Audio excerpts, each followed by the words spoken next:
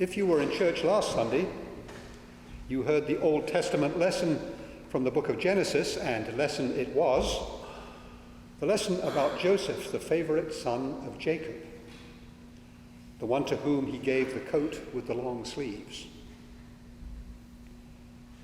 About how young Joseph was sold into slavery by his rather angry older half-brothers, sold for 20 pieces of silver. They didn't kill him.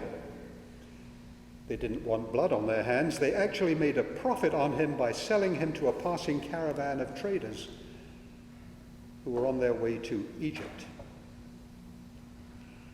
And today, we hear how it turned out for them. How when those same brothers went to Egypt themselves to escape the drought and famine in their own country, they found themselves face to face with the brother whom they had sold, but didn't recognize him. But he recognized them. He wasn't a slave anymore. He had become, through hard work and high intelligence, he'd become Pharaoh's chief advisor, in charge of just about everything in Egypt, despite attempts by others to sabotage his career and entrap him and to slander his reputation. But he survived all that. And did he use this opportunity to teach his brothers a lesson after all those years? Did he choose to get even? No, he did not. I guess the word is forgiving or kind or generous, although I guess he did at first toy with them. The story of Joseph and his brothers is a foundational one. It establishes very early on in the book of Genesis that God is at work in the lives of his people and seeks to right wrongs, to make adjustments to our lives' trajectories, and to deliver justice with compassion.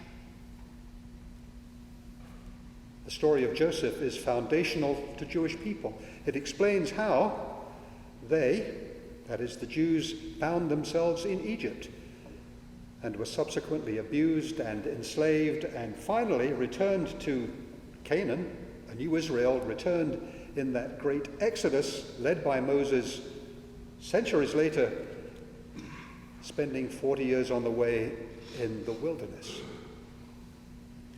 And yes, the 12 tribes of Israel listed later in the Old Testament are named after the 12 brothers.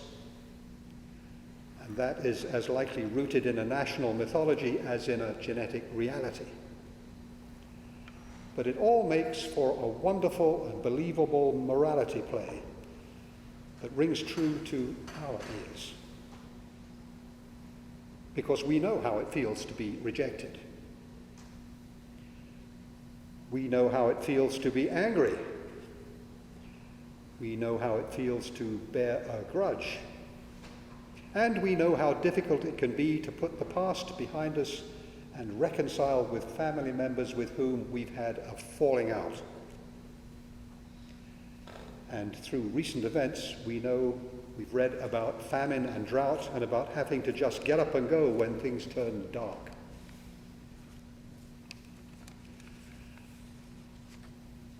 Now, some of the threads in that story are picked up in the passage from St. Paul today in his letter to the Romans, when he describes himself as being a descendant of Abraham and a member of the tribe of Benjamin. Benjamin was Joseph's younger brother, his only full brother. So Paul is letting his readers know that he knows the whole Jewish history, the whole Jewish story, especially the one about Joseph and his brothers. And Paul is saying that he is well rooted in his Jewishness, but he goes on to insist that his ministry is not just to the Jewish population, but to the Gentiles as well. Now, it's always strange when the passage appointed for the day begins with verses 1 and 2 and ends with verses 29 to 32, because obviously the authors of the lectionary are leaving something out. And actually they're leaving out the most important part, because Paul writes, if Jewish stumbling means riches for the world, and if their defeat means riches for Gentiles, how much more will their full inclusion mean? And Paul uses the analogy of a new twig grafted onto an older branch, stating that if the root is holy, then the whole growing tree is made holy too. It's not the twig that makes the root holy, it's the other way around, because a tree grows from the root out. And so the piece from Paul today, from his letter to the Romans, really is something of a bridge to our understanding of the gospel, at least to that part of the gospel about the woman whose daughter was tormented by a demon. Now I had to check, I in fact wanted to check on the use of the word Gentile. It's always sounded a bit derogatory to me. It's as if it was the G word. The word is rooted in the Latin gens, if that's the right pronunciation, meaning a clan or a tribe, but it's come to mean simply non-Jewish or other than Jewish. So it has for some, possibly people like me, an element of being named as an outsider or as a stranger, which always makes me feel a bit uncomfortable. But I'm going to have to get over it. I guess, indeed, I am a Gentile, which is to say a non-Jewish Christian. And so I should be proud of that. Now, the gospel today is in those two parts. I guess they call them pericopes. And the first part is spoken by Jesus in response to a criticism that eating without washing one's hands defiles a person. And Jesus responds, "Let me tell you what really defiles a person." But we'll get to that. The second part of the gospel is about a Gentile woman who kind of ambushes Jesus, shouting out, "Have mercy on me, Lord, Son of David, my daughter is tormented by a demon." As in, do something. And according to the gospel, the disciples tried to shoo her away. And Jesus himself appears to distance himself by saying, "I was sent only to the lost sheep of the house of Israel." No Gentiles. But she kneels before him. "Lord, help me," she says. And Jesus supposedly says, "It is not fair to take the children's food and throw it to the dogs." To which she supposedly replies, "Yes, Lord, yet even the dogs eat the crumbs that fall from their master's table." So she is still gracious to his insult. And to her witticism, Jesus allows, "Well, let it be done for you as you wish." And her daughter is healed instantly. You might note the little thumbnail image in the bulletin of a man losing an argument with a woman. Again.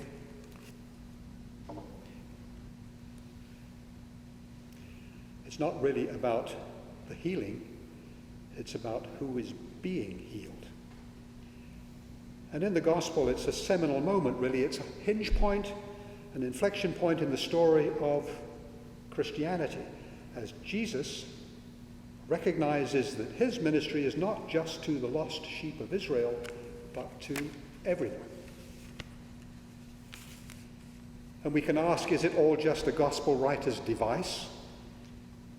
Is it an echo of what St. Paul wrote in his letter to the Romans about including the Gentiles, or is it indeed a record of a sudden realization by Jesus that his work is on behalf of the whole world, which would have been deeply sobering to have the weight of the world suddenly in your hands or on your back. And it is alarming to realize that you've suddenly taken on more responsibility than you bargained for. Being notified that you're pregnant must be a moment. Becoming a father, well, at least gives you a little more time to prepare. Finding out you're attending St. Barnabas Church for 10 weeks is a bit of a shock. Being promoted into a job you're not ready for, like a battlefield promotion, suddenly you're it. And suddenly here Jesus is it. And it's no wonder, I think, that he went up the mountain by himself to pray, because everyone wanted a piece of him.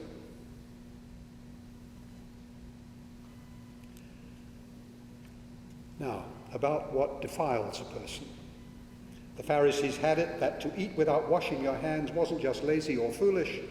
They held that it actually, by definition, defiled a person, marked him as a sinner. And you might note the other image in the bulletin. And, not surprisingly, Jesus reacts.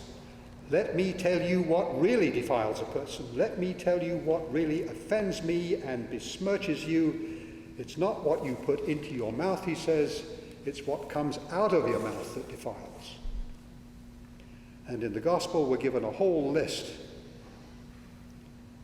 But the ones I believe in that list that Jesus would actually have mentioned would have been false witness and slander.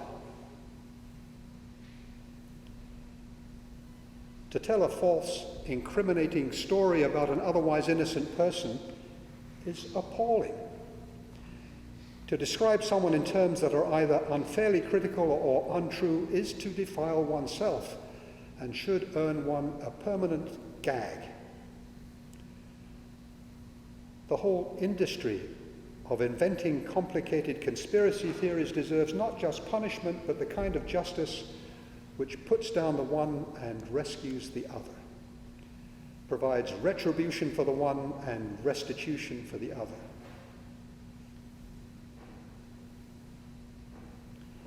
I was once accused of assault, just a few weeks before my ordination. It went to court.